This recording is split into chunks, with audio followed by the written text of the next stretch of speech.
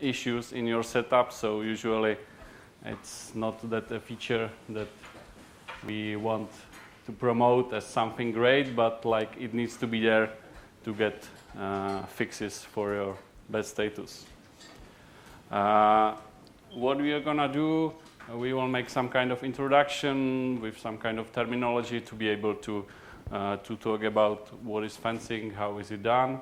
Then I will show you some real-life examples, some situations, and how fencing tries to fix those situations. And we'll also take a look at future plans, because there are still some areas that we would like to improve. Before I start, just for my knowledge, how many of you are using oVirt? Okay.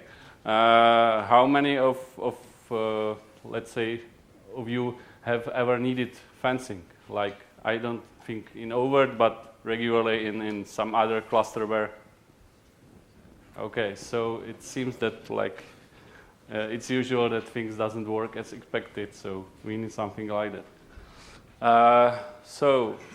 Just in short, this is very simplified picture showing the architecture of oVirt.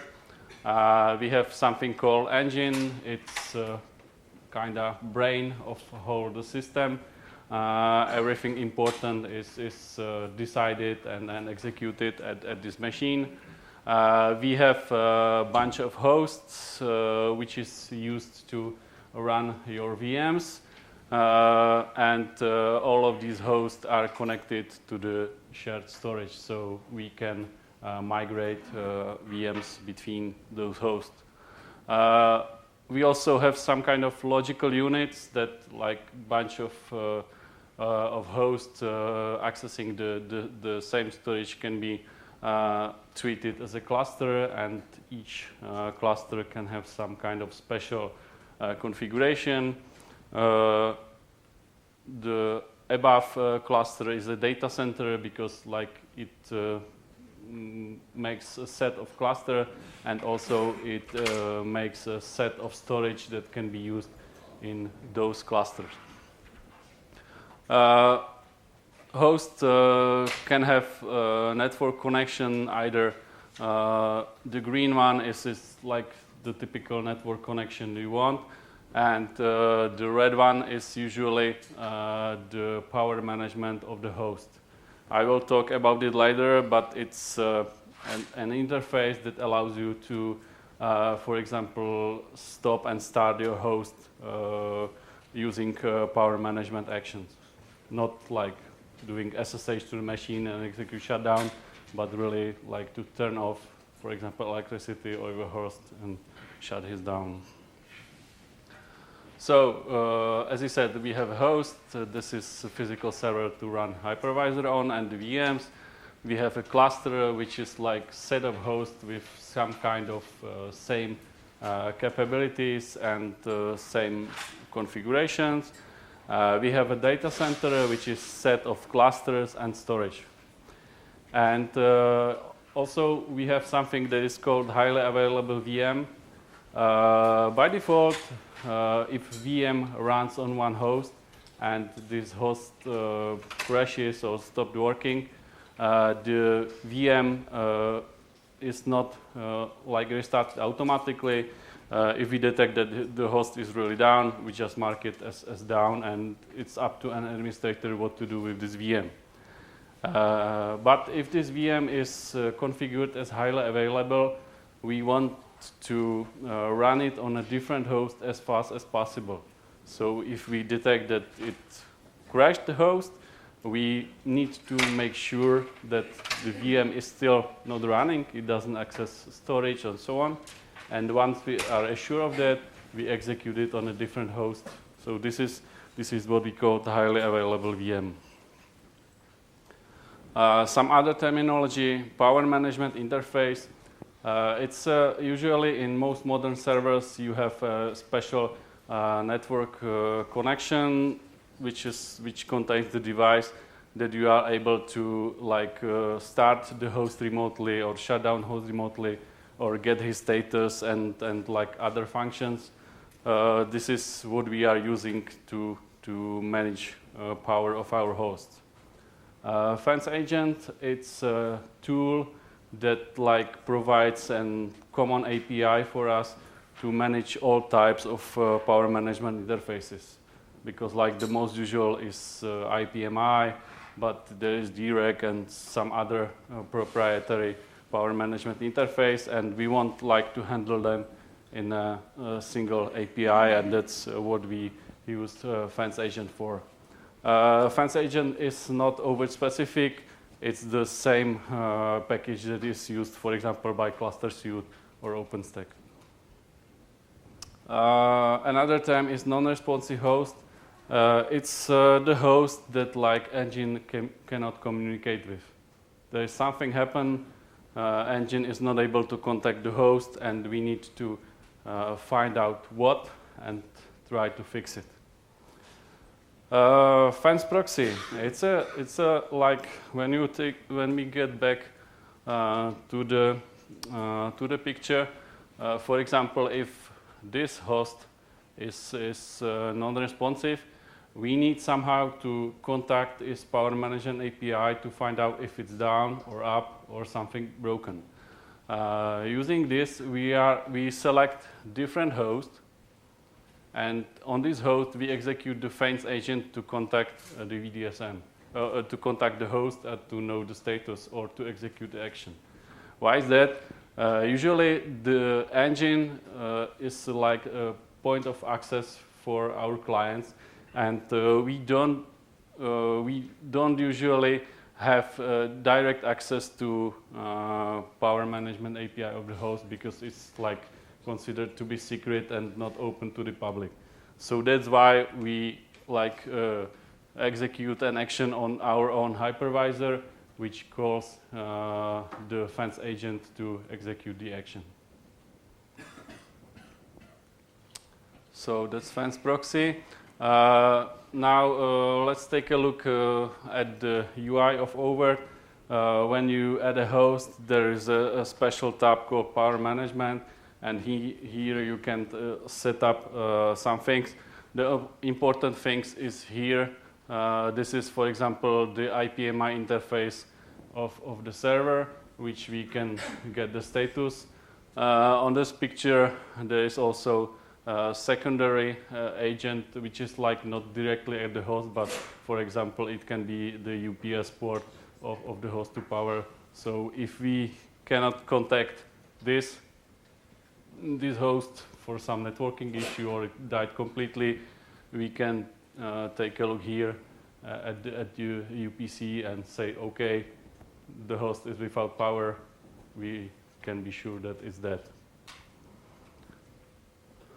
Okay, so this is the slide when I told you how this power management operation works. So when engine, for example, administrator want to know the status of the host, so we execute an action, for example, get status in engine, which contacts some other host in the cluster, and on this host we execute Fence agent, which is using like different IP address, for example, to get the power status of the desired host. This is the simple scenario. It usually in production in large size, these like networks are completely separated. So that's why we use this a bit more complicated scenario. So as we said, we need some other host which is like execute the power management command. We call it Fence proxy selection, and it's a process that like gets all the other hosts or from the cluster or data center, evaluates them and pick up a single one which like fit best its status to be assured that the power management action is successful. So using this process, we evaluate the host, we get rid of everything that has connection problems, they are non-operational for some reason, and we take just the best fit host, and this is selected to execute power management operation. By default, the process starts that we try to use the host from the same cluster as the one that we want to execute power action on.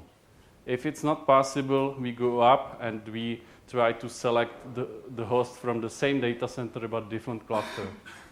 Even when this is not possible, we also may try the other data center, but like this really depends on configuration, and you have to enable it manually, because as by default we don't expect that the data centers are ever connected. But if you know that your data centers are connected, you can enable. So even if your whole data center is down, you can still get the status and restart the host from other data center. So this is the same dialog of the host detail.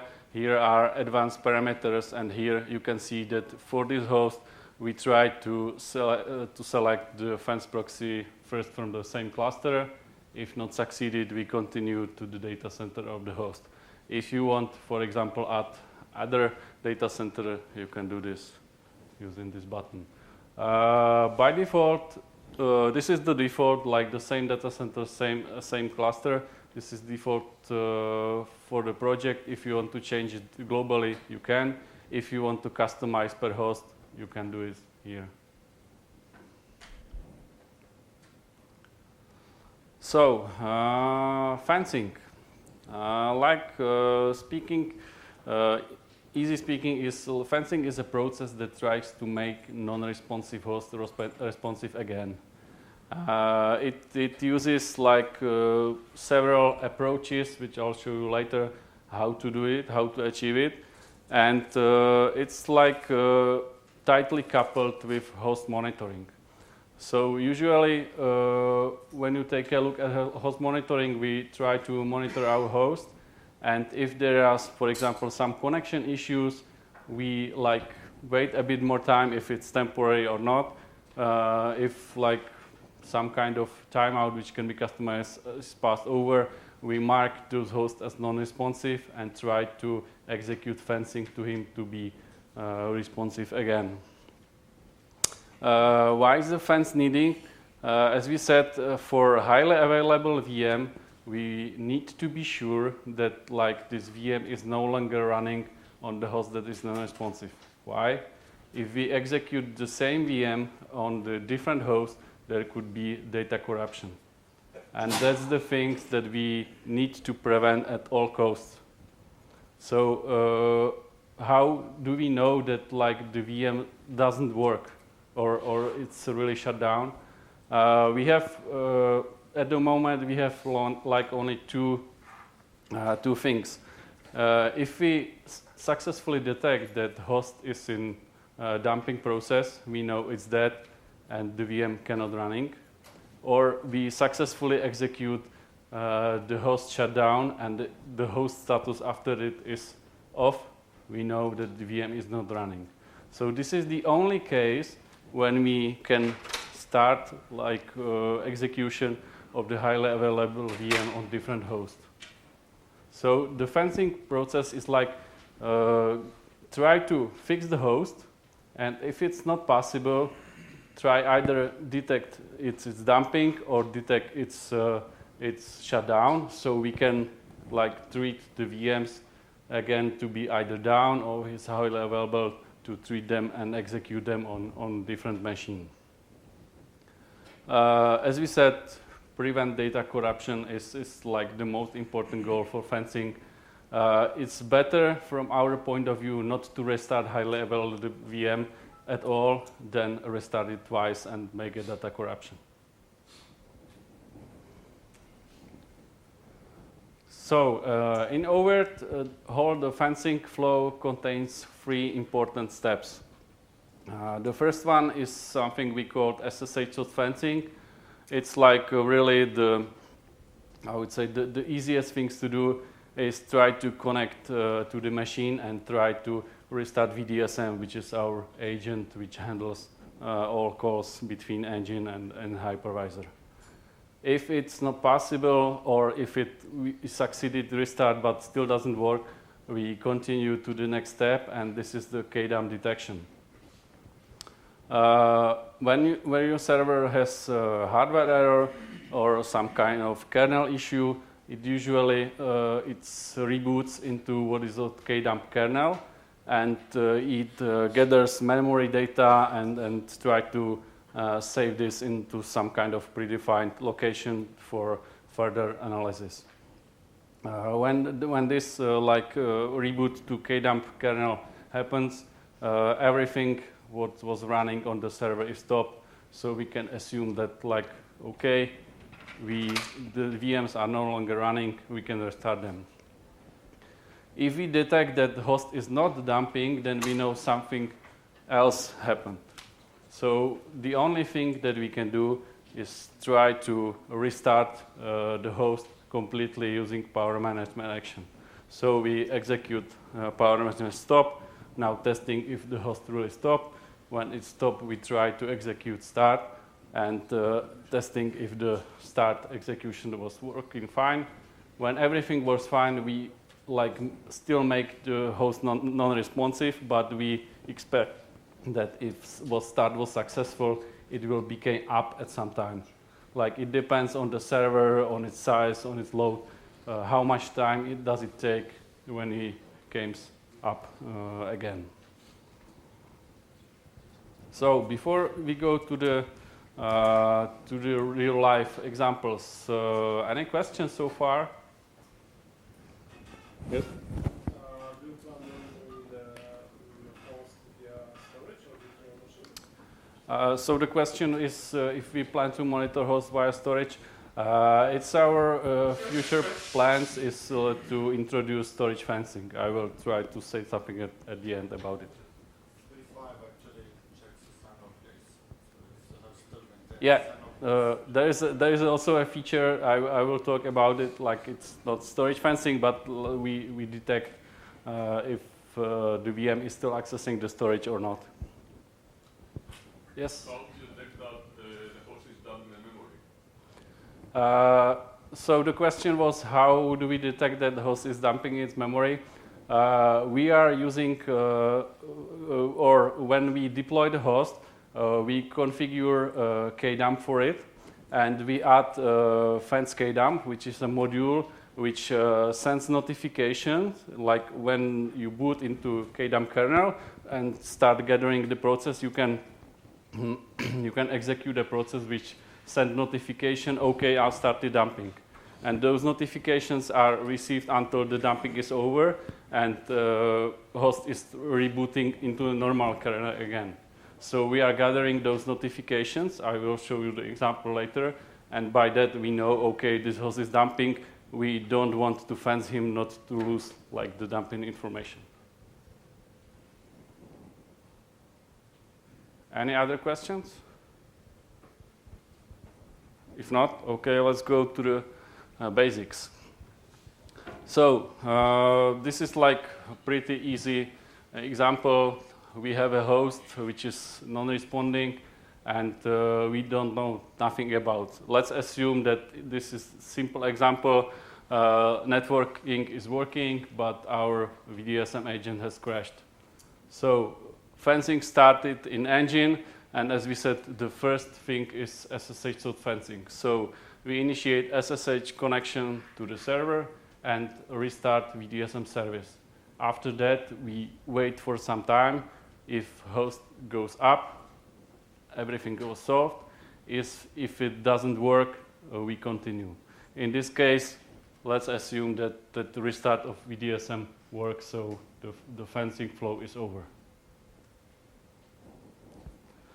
So this is pretty easy. Let's continue to another example. In this example, for example, I don't know, the port switch stopped working, so we lost connection between the host and the engine. Like we said before, host starting to be non-responsive on engine, we initiate fencing flow. First step is SSH salt fencing. So we try to connect via SSH to host.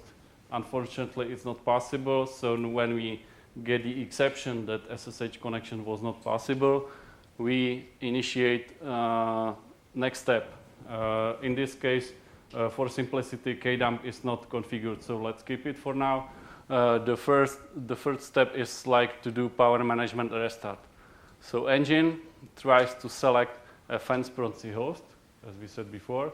Once this fence proxy host is selected, engine sends and commands to this fence proxy host, please execute power management stop on this non-responding host. So here VDSM calls desired fence agent, which is using like the power management API of the host, and try to stop it.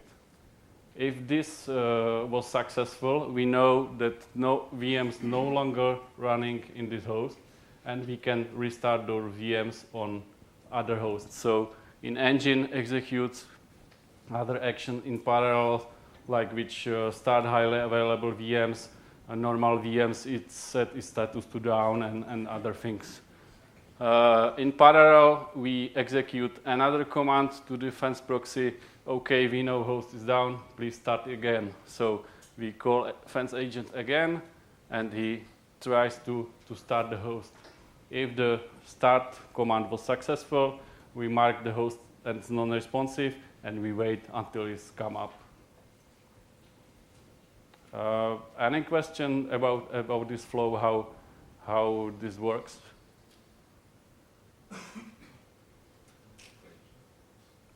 Okay, let's go on.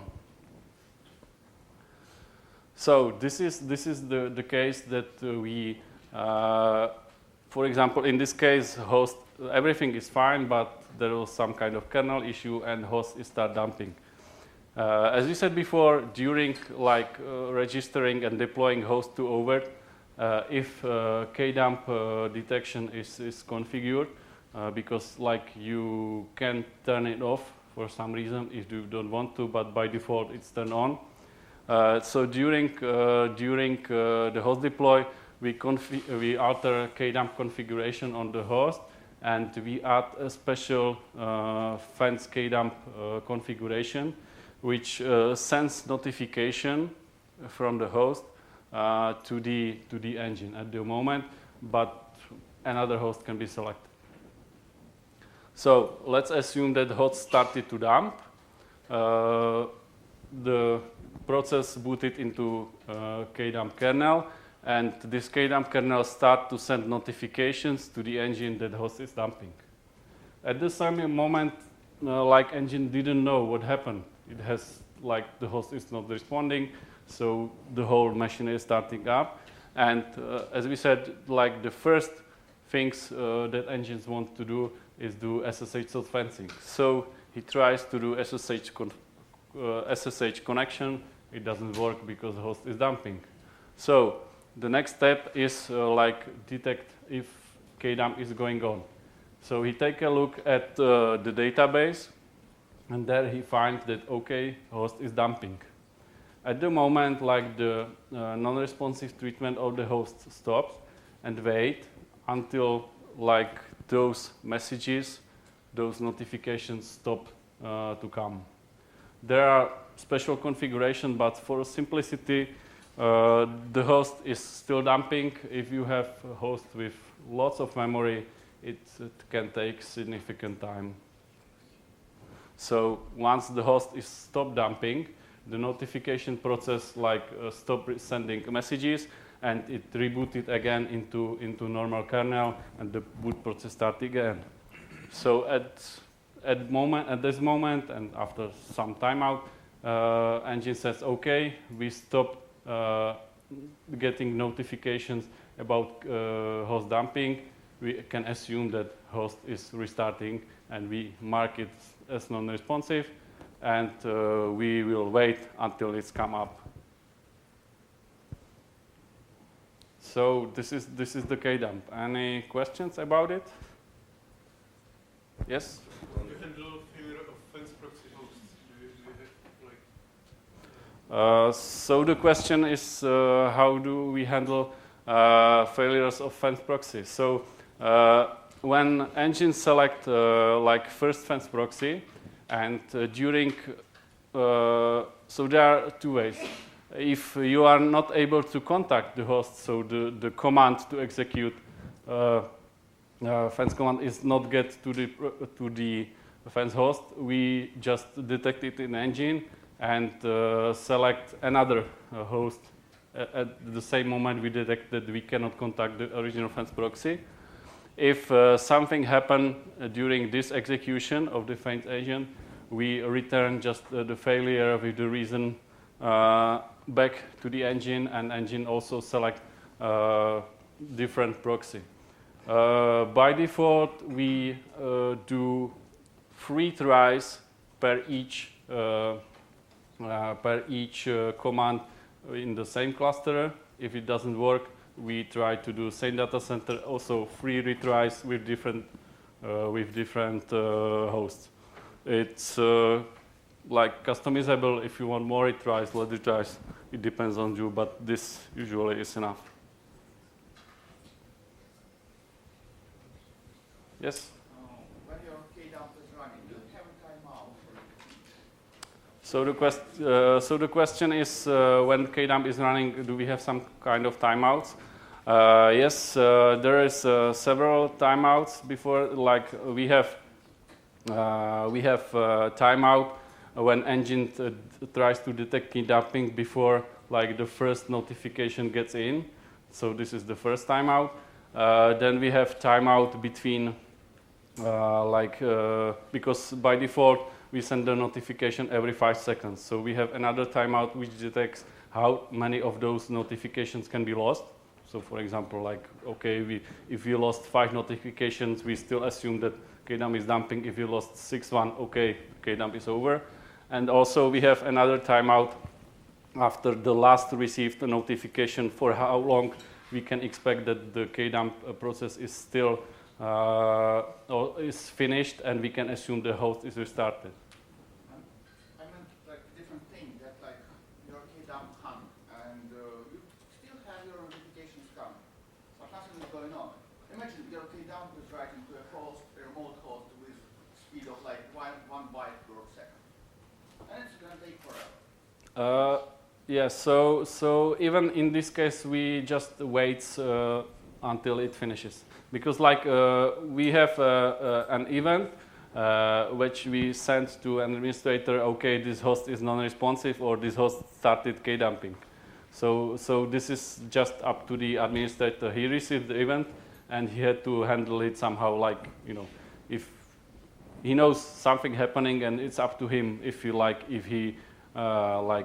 stop the dumping of the host and reboot it manually. After that, he can like mark the host in oVirt. Okay, I rebooted it manually, treat it as rebooted, and the things go on. But it's up to the administrator. We don't have any other way how to like detect stored Kdump or something like that, because like the only way we can detect, okay, we receive notification Kdump is going on.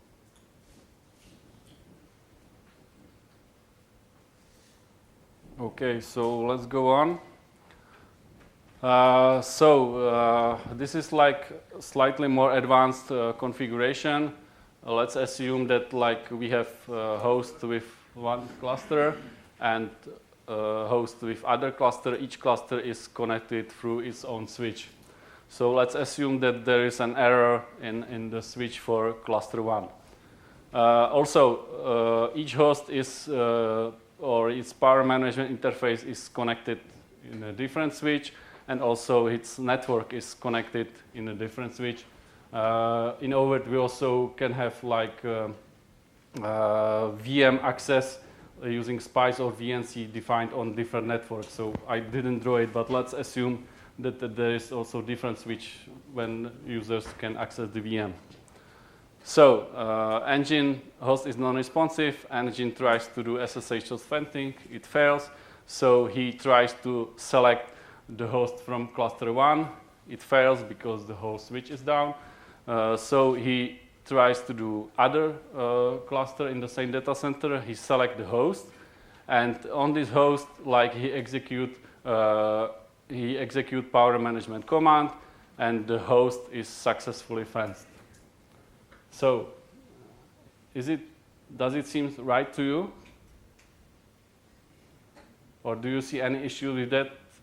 Like from the previous slides, we said, okay, host is fenced, everything was fine. Yeah, it doesn't nothing good. Yeah, exactly, because the host is still connected to the storage, and we don't know if the issue is like in here.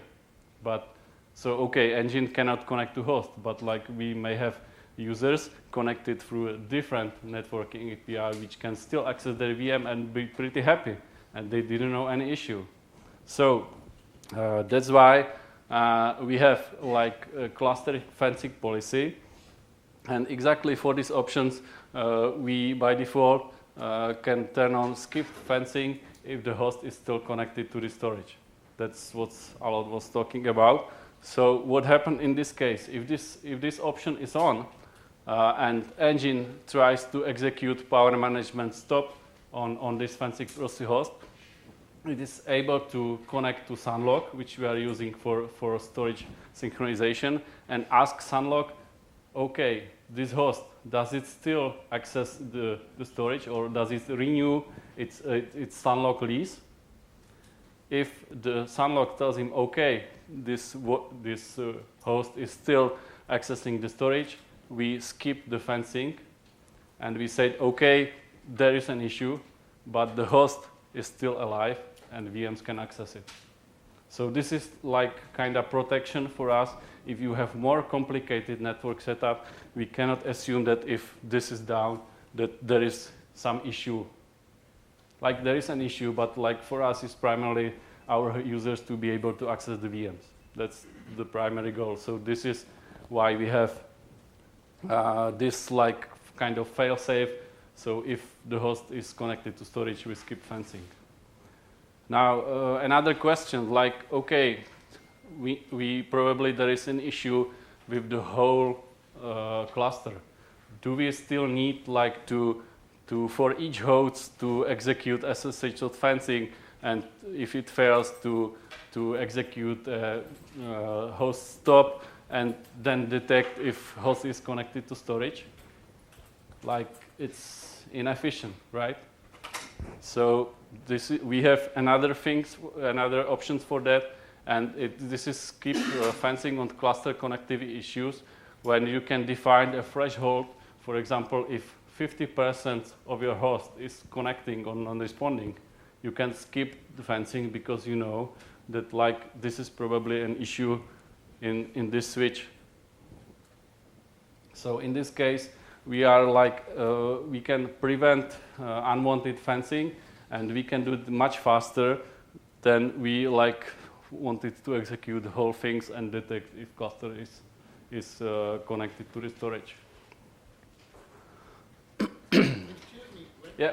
when does the Sunlock come in place? We try first the soft fencing. We tried the soft fencing, it fails, and then we called like the special verb to our VDSM, please do power management restart, and with this command we sent like if the option like to skip fencing for storage lease we send in, and if this is turned on, the first thing that here we do, we contact Sunlock and tell us, okay, are we still connected to storage? If we are not, we continue with power management. So if you go back to the cluster fencing policy, there is like first button is enable fencing. It's like the thing that we introduced in 3.5 last moment. It turns off fencing completely for the whole cluster. Now you think like, is it good thing or bad thing? Like we have a users that doesn't run a highly available VM, and for example, the link between engine and the host is pretty slow. So they want to skip fencing. They want to do everything manually. Now that makes sense.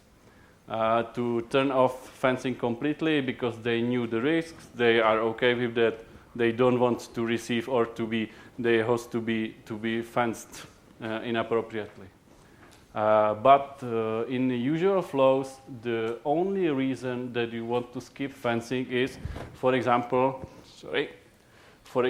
if you know that this switch is, for example, replaced or reconfigured.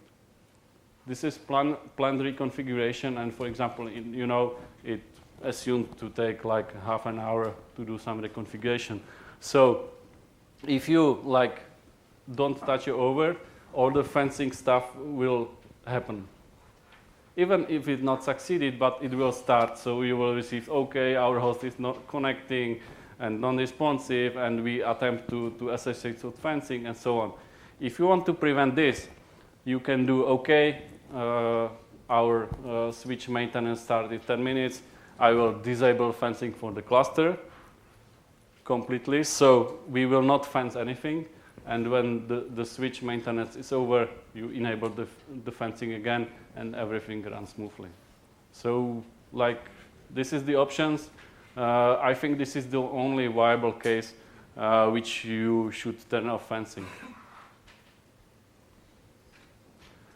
Any questions around that? Yes, please.